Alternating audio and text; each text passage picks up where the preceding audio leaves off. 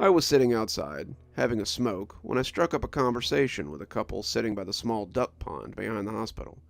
It started out as just the typical making conversation sort of talk, but it blossomed into a story too weird to be believed. Which, in my line of work, I guess means it has to be true. "You see," said the man as he stared happily at an ant on his finger, "I acquired a strange malady, and it changed my life." Ouch! I slapped at my arm as the small bite drew my attention from my work. When I pulled my meaty paw away, there was a small black ant squished against my skin. I flicked him away, sending him tumbling to the carpet, and turned back to my book. I'd been trying to write the same paragraph for nearly an hour, and it simply wasn't coming together. As my stomach bubbled, making unhappy noises, I felt like my editing was about to come to less than climactic end for the day.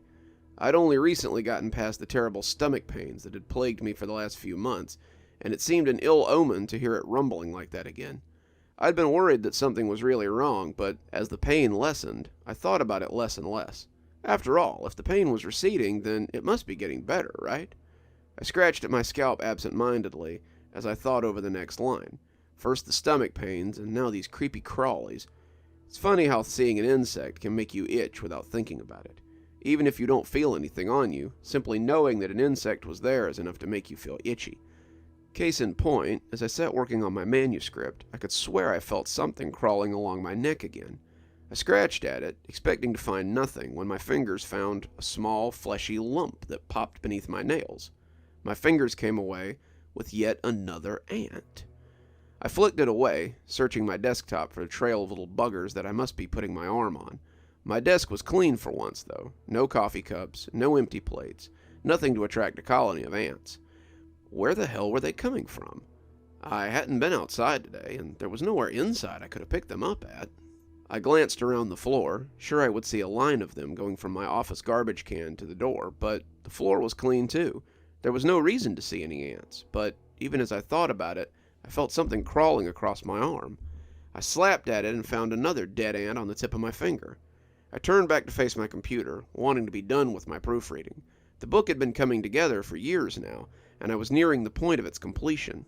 The story was written, the words finally realized, and now all that I needed was to be done with the proofing. My agent had even managed to net me a decent advance after sharing the first 3 chapters with an interested party. Now I just had to finish proofing it so I could... Yow! I slapped my ear and heard it ring as I connected. I pulled my hand to eye level and huffed as I saw it. A dead ant, this one a little larger, was splattered across the tip of my middle finger. I stood up and went to the bathroom then, stripping down so I could check to make sure I wasn't smuggling a colony of ants somewhere. After a fervent search of my person, I could find nothing but the small bites that I'd already received. I shook my clothes out before putting them back on, but as I walked back to my chair, I could swear I felt something crawling already. I went back to work, proofing the same paragraph I'd been trying to work on for the last hour. I leaned in, intent on trying to get done, but I was still very uncomfortable. I could feel little marching legs making their way along my neck, up my back, over my arms, across my calves, everywhere. I'd find myself itching periodically, reaching down to scratch as I tried to find the source. I was coming up with nothing, the itching not even fading as my nails turned my skin a fiery red. I would make my way midway through a sentence, finding the flaws and making them something less rough, and then smack, my hand would come down to find another ant. By the time my wife came home from work an hour later, I had barely finished a page because of these damn little nuisances. "Tough day for edits, huh?" she said, and I nodded as I got up to start dinner. "Remind me to call an exterminator tomorrow. I've been eaten alive by ants all afternoon." Patricia looked around my desk, the big ugly metal one that I'd ordered online, and crinkled her brow. "I don't see any ants. You sure you didn't step in an ant bed when you went to go get the mail or something?" I wiggled my toes at her as I lifted my feet from under my desk. "Sure as I can be, since I haven't even checked the mail today." My wife grumbled something about her lazy, good-for-nothing husband, and went to check the mail as I went to start dinner. I had pulled the hamburger out of the fridge, preparing to fry it up, when I felt a pain on my side. I slapped at it without thinking and nearly spilled the hamburger before I pulled the large black ant away, its body smeared across my palm. I set the hamburger in the pan and went to wash my hands. Looking at the corpse, I realized how big he was. I was used to seeing the little black sugar ants that I'd been attacked by all afternoon, but this fellow was only a little smaller than my thumbnail. He was big, even big for a large breed ant, and I wondered again where they were all coming from. As the hamburger sizzled in the pan, I slapped at my neck and found 2 more dead ants. As I put the fries in the oven to crisp, I wiped away another ant before he could bite me. As I plated the meal and got it ready to serve, I gasped and nearly almost dropped the food as something bit down on the tender area behind my knee. My wife leapt forward, sitting at the table as she laughed about having her own personal chef, before seeing that I was in real pain and leaping to the rescue. She grabbed the food and took it to the table, so my hands were free to get at whatever was biting me. I reached back to get at the little nuisance, but I found nothing. My wife looked back there and said I had a nasty bite, but that she didn't see any bugs. As the night went on, I began to get angrier and angrier as the bites began to rack up. When I finally threw down the blanket, nearly spilling the popcorn midway through our movie night, my wife asked what was wrong. What was wrong was that I could feel a small army of ants as they moved across my skin like a mobile army force. I went to the bathroom again and turned the water on as hot as I could get it before taking off my clothes and stepping into the bath. I had found nothing on my body, nothing except for ant bites, and had decided that it was time to try something different. The water was hot enough to make me wince as I climbed into the tub. It was hot enough to leave me red as a lobster afterwards, but I wanted it as hot as I could make it. If there were ants somewhere on my body, I wanted them gone. I was suddenly very nervous about finding them nesting in some of my more intimate areas, but I knew that wasn't how ants usually operated. By this point, however, the whole how ants operated had gone right out the window, and I was beginning to get a little scared. If the ants weren't just discovering me, then they were coming from me.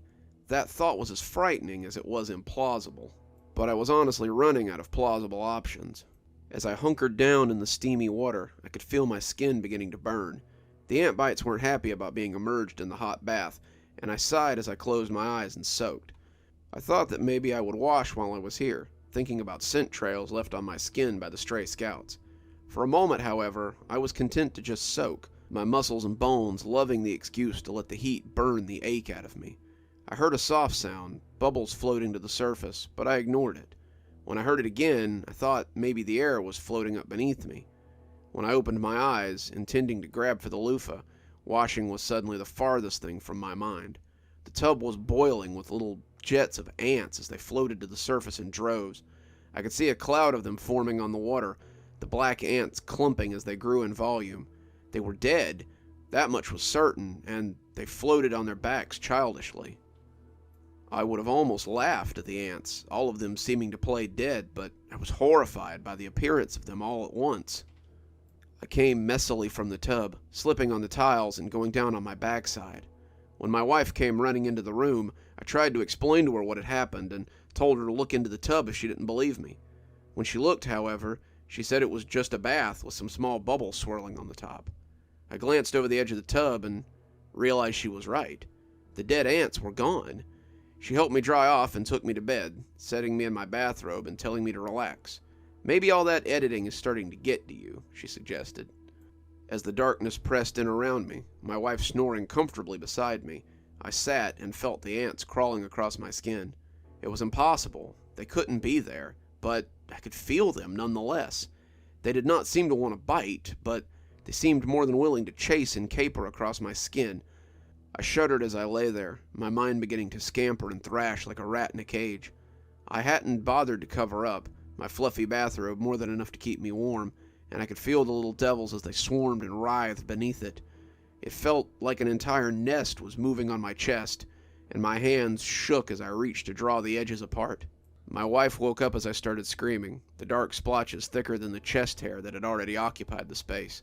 When the lights came on, my wife inspected the area I was certain was covered with ants. She looked up at me with earnest concern. When she found nothing there, she suggested that maybe it was time we go to the hospital. I was nervous as we sat in the ER room, the cloth gown feeling scratchy against my irritated skin. They took x-rays, they ran tests, they took enough blood to make me a little lightheaded, and all the while they told me to be patient. When the ER doc finally came back, he looked confused and unsure. "Mr. Dre, when was the last time you had a checkup?" I thought about it and realized I didn't have an answer. "Do you have a family doctor? You or your wife?" I shook my head. "I thought not. It's rare to see people your age who get regular dental work, let alone a checkup." I asked to make sure that you were unaware that you had stomach cancer. My blood ran cold. I have cancer? Had stomach cancer. He took an x-ray he had had on a clipboard and stuck it to the light board on the wall. It showed a grainy picture of my stomach, and even though I've never been to medical school, I could tell that something was wrong. There seemed to be a large open patch, a white patch, and it seemed to be around the left side of my stomach. Right there. It's like something has just eaten it right out. I can't explain it, but you're a very lucky man. It was only then that I realized I hadn't felt an ant the whole time I'd been there. I haven't felt an ant since, but I can only assume that they had something to do with this. I don't know why, I don't know how, but they saw fit to help me, and it seems a shame to repay them by smashing them.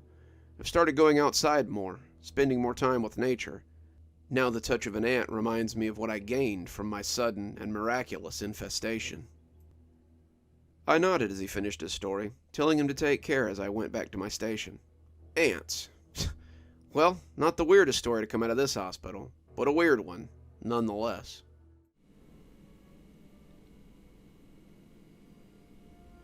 Good evening, everyone. It's me, Dr. Plague. Thank you so much for joining me for tonight's story. If you enjoyed tonight's story, why not go ahead and subscribe if you're not already subscribed. Maybe hit that notification bell so you don't miss any of the spooky stuff we do here. If you'd like to get a copy of my latest book, there's a link below. Or if you'd like to support the show more monetarily, you can always come down to Patreon. I have many tiers. I'm sure you'll find something that interests you. If you're interested in my books, I always recommend my Ghostly Reader tier. Ghostly Readers get a copy of my book signed on their doorstep anytime I write one, which is at least twice a year. Patrons always get their spooky a little bit early so they can enjoy them before that night's premiere. And speaking of patrons, let's go ahead and thank them. Thanks to Janet and Winters for being our Spooky Skeleton tier contributors. And thanks to Xaronan, Emily Coltsfoot, Martha, Marianne Schuler, Jennifer Damron, and Tyler Parker for being our Ghostly Reader tier contributors. Thanks, guys. We just couldn't do the show without you. I'm sure by now you can see some videos appearing at the end here. If you think you might like a little more spooky, why not go ahead and click on another one? I'm sure you can handle a little bit more. And as always, thanks for stopping by. Dr. Plague, signing off. Have a wonderful evening.